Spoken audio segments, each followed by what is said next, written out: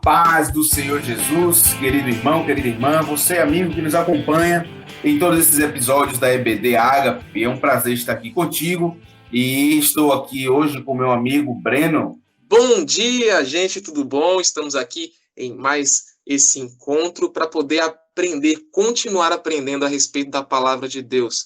A palavra de Deus, ela é a espada do Espírito que consegue entrar no nosso coração e fazer diferença na nossa vida. Então esteja aí bem atento para que o que Deus tem a falar conosco hoje. É isso aí, meu irmão. Estamos aqui mais uma vez com esse episódio. Temos outros tantos gravados lá na nossa página da nossa igreja, que é youtube.com/Ministério Apostólico Ágape. Então você vai lá e vai pegando todos os outros episódios de Ezequiel e outros tantos livros que já abordamos e estamos aqui trabalhando para o Senhor. Esperamos que você seja alimentado, edificado. E antes de tudo, eu quero te lembrar, já comece aí dando um like, né? Clica aí no joinha. Fique atento ao que Deus vai falar com você, para você deixar o seu comentário. E se inscreva no nosso canal para que a gente comece, né, a fortalecer esse evangelismo online, tá bom? Vamos lá. Antes de mais nada, vamos orar. Senhor Jesus, muito obrigado, porque pelo teu sacrifício nós estamos aqui, pelo teu sacrifício nós somos reconectados ao Deus Pai, pelo teu sacrifício nós podemos ser mais uma vez chamados de filho, pelo teu sacrifício, Senhor. Nós fomos remidos, nossos pecados foram perdoados, toda a culpa, todo o preço do pecado foi pago, foi tirado de nós, a culpa foi tirada, todo o peso não está mais sobre nós, não é mais para ser lançado sobre nós. Muito obrigado, Senhor Jesus, porque chegamos até aqui através do seu sacrifício. Amigo Espírito Santo, ser conosco, nos trazendo aquela revelação que ainda não vimos, o entendimento que ainda não chegou.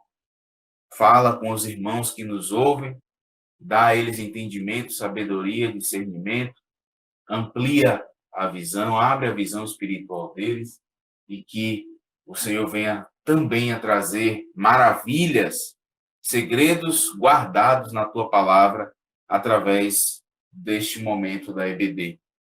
Deus Pai maravilhoso, muito obrigado, Papai querido, por esta palavra. Toda honra e toda glória seja dada a ti, para todo sempre. Amém. Então vamos lá, né? Estamos aqui mais uma vez no livro de Ezequiel. Pegue sua Bíblia, sua caneta, caderninho. Daniel não está aqui hoje para falar isso. Glória a Deus por isso. Dan está se recuperando aí. Fez uma cirurgia no joelho, mas está tudo bem. Continue orando por todos nós, tá bom? Porque carecemos das suas orações.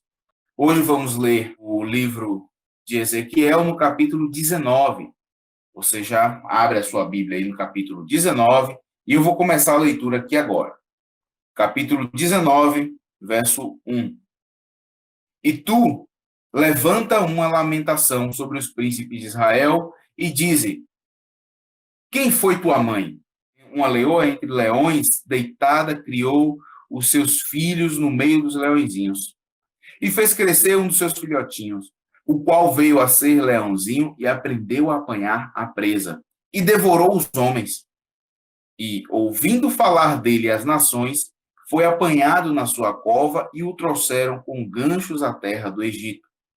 Vendo, pois, ela que havia esperado e que a sua esperança era perdida, tomou outro dos seus filhotes e fez dele um leãozinho. E este, andando continuamente no meio dos leões, veio a ser um leãozinho e aprendeu a apanhar a presa e devorou homens. E conheceu os seus palácios e destruiu as suas cidades.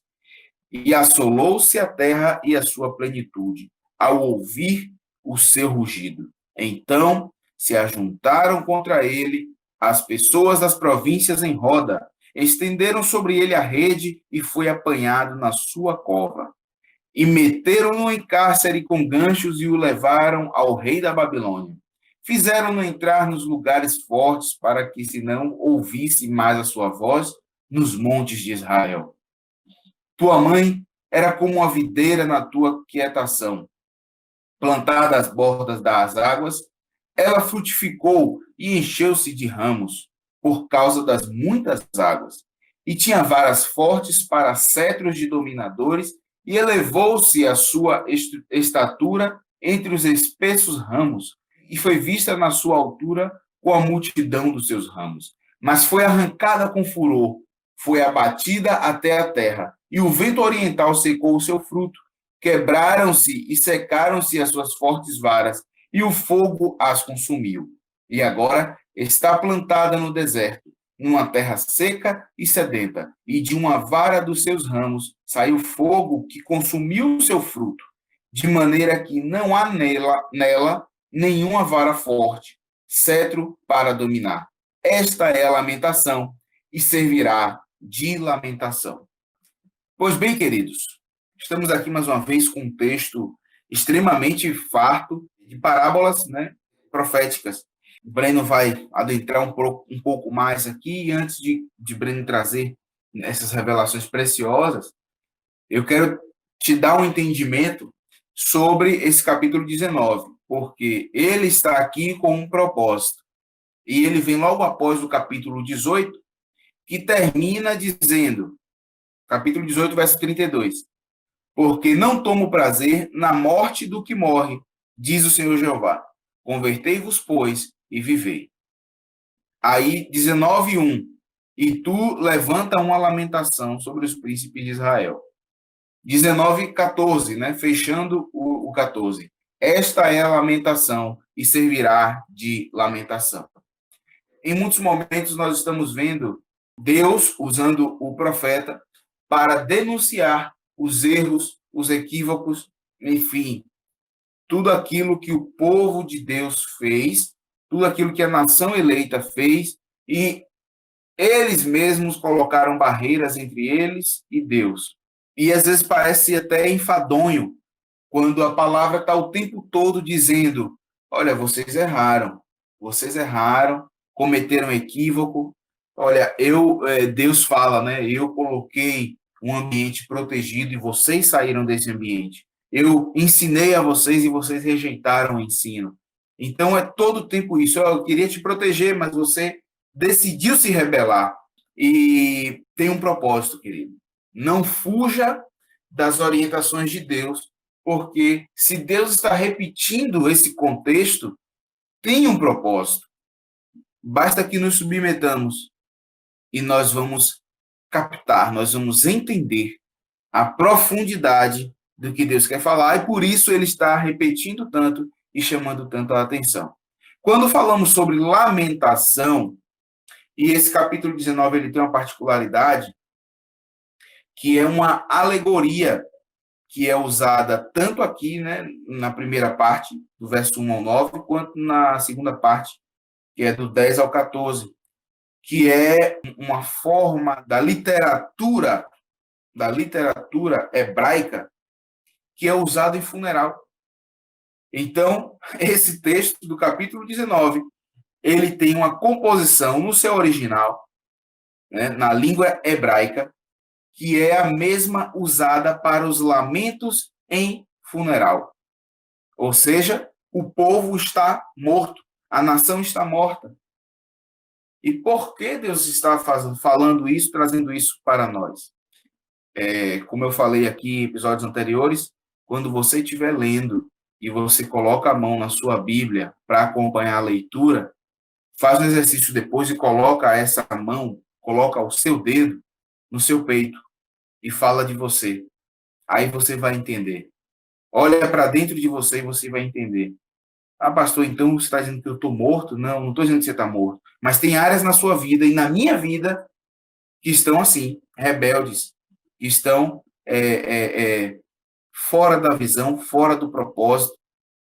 Tem áreas na minha vida que cresceram através de uma intervenção divina, mas a rebeldia, né, da minha alma a iniquidade pela qual eu peço perdão a Deus, me fez, até inconscientemente, em determinadas áreas da minha vida, me afastar de Deus. Então eu preciso ter essa consciência, você precisa ter essa consciência de que nós precisamos ter um lamento diário, porque esse lamento nos levará ao arrependimento, e o arrependimento nos levará à reconciliação, à obra redentiva de Cristo em nós.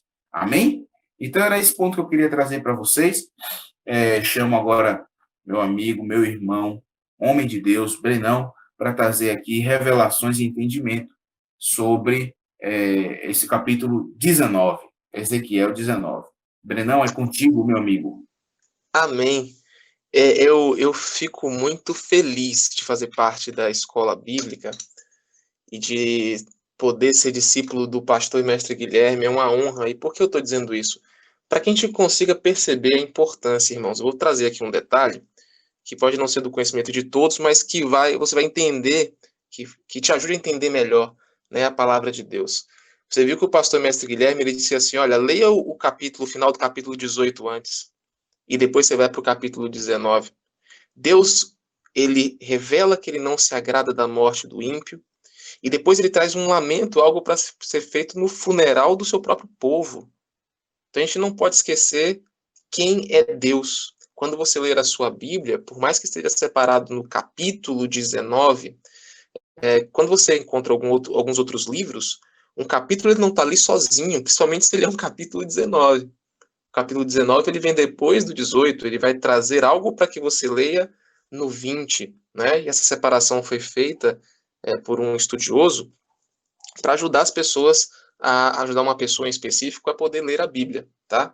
Então, que a gente consiga passar pelo momento difícil que Deus está tratando alguma coisa, para que a gente possa chegar no final, fazendo uma correlação.